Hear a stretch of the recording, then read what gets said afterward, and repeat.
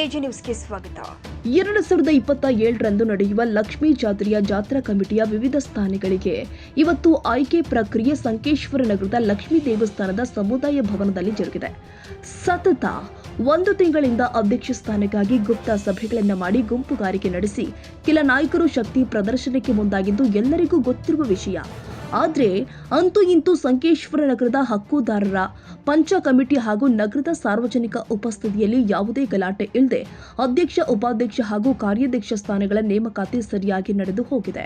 ಇದರಲ್ಲಿ ವಿಶೇಷವಾಗಿ ಹೇಳುವುದಾದರೆ ಸತತ 3 ಬಾರಿ ಲಕ್ಷ್ಮೀ ಜಾತ್ರಾ ಕಮಿಟಿ ಅಧ್ಯಕ್ಷ ಸ್ಥಾನದ ಜವಾಬ್ದಾರಿ ನಿಭಾಯಿಸಿದ ಹಿರಿಯರು ಆದ ನಗರದ ಲಕ್ಷ್ಮೀಪುತ್ರ ಎಂದು ಖ್ಯಾತಿ ಪಡೆದ ಅಪ್ಪಸಾಹೇಬ ಶಿರಕೋಳಿ ಅವರಿಗೆ ಈ ಬಾರಿ ಮತ್ತೆ ಅಧ್ಯಕ್ಷ ಸ್ಥಾನದ ಹುದ್ದೆ ಒಲಿದು ಬಂದಿದೆ. ಉಪಾಧ್ಯಕ್ಷರಾಗಿ ಮರಾಠ ಸಮಾಜದ ಅಧ್ಯಕ್ಷ ಮತ್ತು ಸಹಕಾರಿ ಧುರೀಣ ಅಮರ ನಲ್ವಡೆ ಅವರಿಗೆ ಬಂದರೆ ಕಾರ್ಯಾಧ್ಯಕ್ಷ ಸ್ಥಾನ ಸುನಿಲ ಪರ್ವತರಾವ್ ಅವರಿಗೆ ನೇಮಕ ಮಾಡಲಾಗಿದೆ.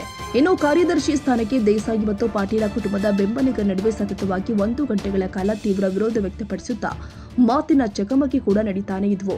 ಯಾವಾಗ ಪಾಟೀಲ್ ಮತ್ತು ದೇಸಾಯಿ ಕುಟುಂಬಗಳ ಬೆಂಬಲಿಗರ ಮಧ್ಯೆ ಮಾತಿನ ಜಟಾಪಟಿ ಶುರುವಾಯಿತು, ಯಾವಾಗ ಪರಿಸ್ಥಿತಿ ನಿಯಂತ್ರಣ ತಪ್ಪಿತೋ ಆವಾಗ ಖಾಕಿ ಪಡೆಗೆ ಮಧ್ಯಸ್ಥಿಕೆ ವಹಿಸಿ ವಾತಾವರಣ ಶಾಂತಗೊಳಿಸಬೇಕಾಯಿತು.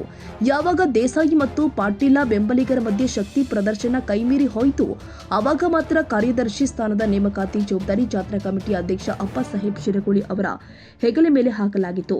ಪರಿಸ್ಥಿತಿ ಗಮನದಲ್ಲಿ ಇಟ್ಟುಕೊಂಡ ಸಾಹುಕಾರ 2 ಬಣಗಳ ನಾಯಕರ ಸಂಧಾನ ಸಭೆ ನಡೆಸಿ ಬಳಿಕ ಸಂಕೇಶ್ವರ ನಗರದ ಸಹಕಾರಿ ಕ್ಷೇತ್ರದಲ್ಲಿ ಅನುಭವಿಗಳು ಆದ ಬಸನಗೌಡ ಪಾಟೀಲ್ ಅವರಿಗೆ ಕಾರ್ಯದರ್ಶಿ ಸ್ಥಾನ ಮತ್ತು ಉಪ ಕಾರ್ಯದರ್ಶಿಗಳಾಗಿ ರಾವ ಸಾಹಿಬ್ ದೇಸಾಯಿ ಅವರನ್ನ ನೇಮಕ ಮಾಡಲಾಗಿದೆ ಅಂತ ಅಪ್ಪಸಾಹೇಬ್ ಶಿರಕೋಳಿ ಅವರು ಘೋಷಣೆ ಮಾಡಿದ್ದಾರೆ. ಈ ವೇಳೆ ಸಂಕೇಶ್ವರ ನಗರದ ಎಲ್ಲ ಸಮಾಜದ ಬಾಂಧವರು, ಊರಿನ ಹಕ್ಕುದಾರರು, ಜಾತ್ರಾ ಕಮಿಟಿಯ ಮಂಡಳಿಯ ಸದಸ್ಯರು, ಗುರು ಹಿರಿಯರು ಉಪಸ್ಥಿತರಿದ್ದರು. Vinayak Bhosale, AJ news, Sankeshwar.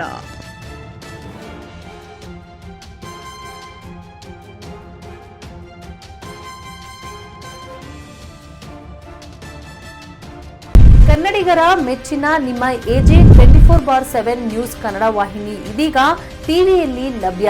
ವೇಳೆ ನೋಟಿಸ್ ಕೊಟ್ಟಿದ್ರೆ ವಾಪಸ್ ತಗೋತೀವಿ. ಇವತ್ತು ವಕ್ಫ್ ಪ್ರಾಪರ್ಟಿ ಅಂತೇಳಿ ಬರ್ತದೆ ಅಂತ ಹೇಳಿದ್ರೆ ರೈತರ ಬೀದಿಗೆ ಬಂದು ಏನ್ ಮಾಡ್ಬೇಕಾಗತ್ತೆ? ಯಾರು ವೋಟ್ ಹಾಕಿಲ್ಲ ಅಂದ್ರೆ ಗ್ಯಾರಂಟಿನೆಲ್ಲ ಸ್ಟಾಪ್ ಮಾಡ್ಬಿಡ್ತೀವಿ.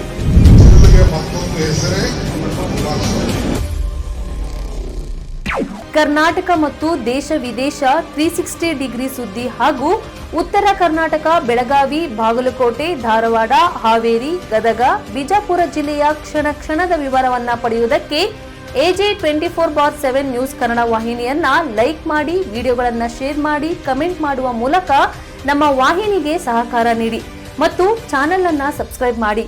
ಧನ್ಯವಾದಗಳು.